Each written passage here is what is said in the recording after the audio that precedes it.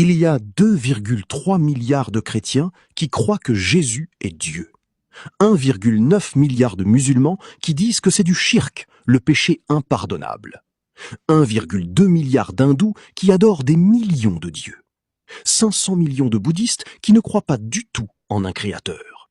Et 15 millions de juifs qui rejettent à la fois Jésus et Mohammed, paix et salut sur eux, en tant que prophètes. Chacun d'entre eux pense que les autres ont tort. Alors, qui a raison, en fin de compte?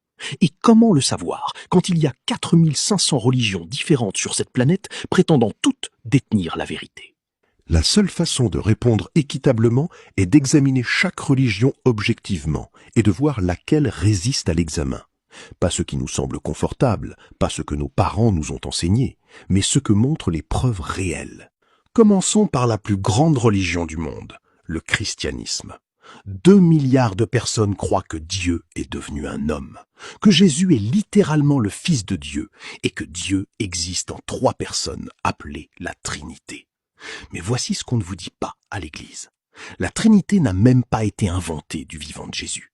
Le concile de Nicée en 325 de notre ère a commencé à créer ce concept, et il a fallu attendre l'an 451 au concile de Chalcédoine pour le finaliser.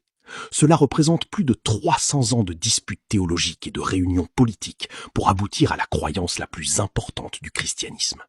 Est-ce que cela ressemble à une révélation divine ou à une construction humaine? Et c'est encore pire. La fin de l'évangile de Marc, la partie où Jésus apparaît après la résurrection, n'existe pas dans les manuscrits les plus anciens. Les spécialistes de la Bible l'admettent. L'histoire de la femme prise en adultère dans Jean chapitre 8 a été ajoutée des siècles plus tard. Même le verset sur la Trinité dans 1 Jean 5, 7 a été inséré par des scribes médiévaux. La Bible protestante compte 66 livres. Les catholiques en ont 73. Les orthodoxes éthiopiens en ont 81. Si les chrétiens ne peuvent pas s'entendre sur les livres qui constituent les Écritures, comment peuvent-ils prétendre que leur religion est parfaitement préservée? Maintenant, regardons le judaïsme, la deuxième religion abrahamique. 15 millions de fidèles dans le monde. Le problème du judaïsme est simple, c'est une religion de lignée sanguine. Il croit que Dieu a choisi les descendants d'Abraham comme son peuple spécial. Et même si vous vous convertissez, vous êtes traité comme un juif de seconde classe. Le créateur de 7 milliards d'humains favorise-t-il réellement un groupe ethnique par rapport à tous les autres? Cela ne ressemble pas au Dieu qui a créé toute l'humanité de manière égale. Le judaïsme rejette également Jésus et Muhammad, paix sur eux, en tant que prophètes, ce qui crée un énorme problème logique. Car si Dieu a envoyé des prophètes pour guider l'humanité avant Moïse, pourquoi s'arrêterait-il soudainement après Moïse? Et tout comme la Bible, la Torah a également été modifiée au fil du temps, les chercheurs identifiant différents auteurs et sources au sein de ce qui est censé être la parole de Dieu. Qu'en est-il de l'hindouisme? 1,2 milliard d'adeptes, ce qui en fait la 3e religion mondiale. L'hindouisme possède des millions de dieux, Vishnu, Shiva, Brahma, Ganesh et des millions d'autres. Mais réfléchissez à cette logique. Si 2 dieux voulaient des choses opposées, quelle volonté s'accomplirait? Soit les 2 se produisent, ce qui est impossible, soit une seule se produit, ce qui prouve qu'un seul est réellement Dieu. L'hindouisme n'a pas non plus de fondateur unique, pas de livre unique, et aucun moyen de vérifier quel était le message original. Ainsi, après avoir éliminé le christianisme pour corruption textuelle, le judaïsme pour exclusivité ethnique, et l'hindouisme pour contradiction logique, que reste-t-il? L'islam. Et c'est là que ça devient intéressant, car l'islam ne prétend pas être une religion complètement nouvelle. L'islam reconnaît que le judaïsme et le christianisme provenaient à l'origine de Dieu, révélés par des prophètes comme Moïse et Jésus.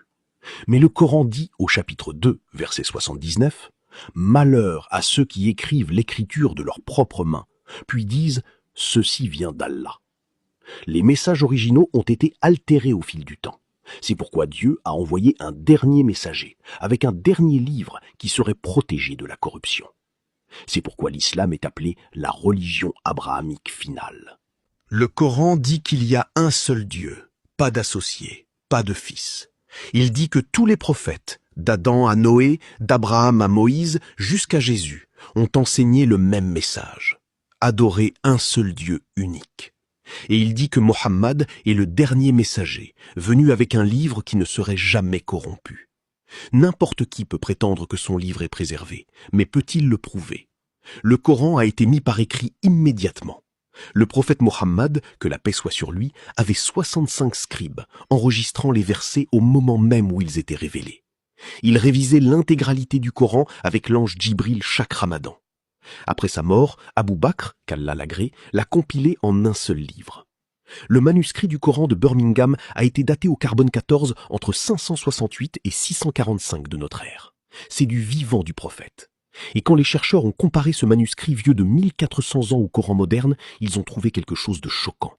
Identique, mot pour mot. Pas une seule lettre de différente.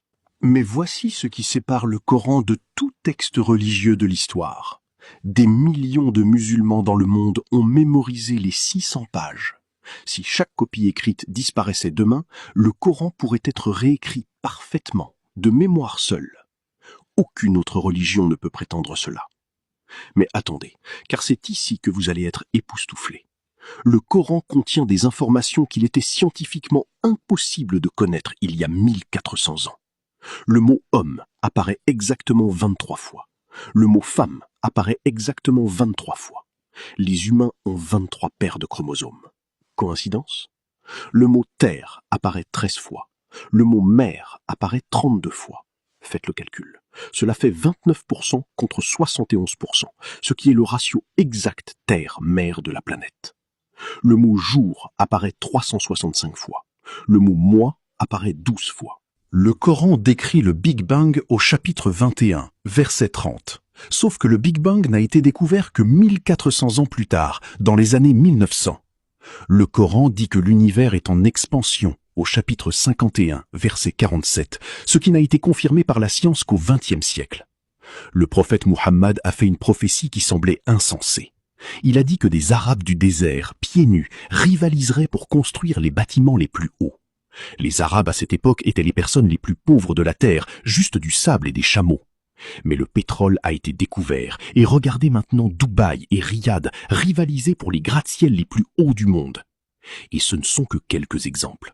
Il y a des dizaines d'autres prophéties et miracles dans le Coran qu'un homme illettré dans le désert il y a 1400 ans ne pouvait pas avoir connus. Le Coran déclare au chapitre 3, verset 19, « Certes, la religion acceptée d'Allah, c'est l'islam. » Verset 85, « Et quiconque désire une religion autre que l'islam ne sera point agréé. » La question n'est pas de savoir si cela semble arrogant. La question est, est-ce vrai?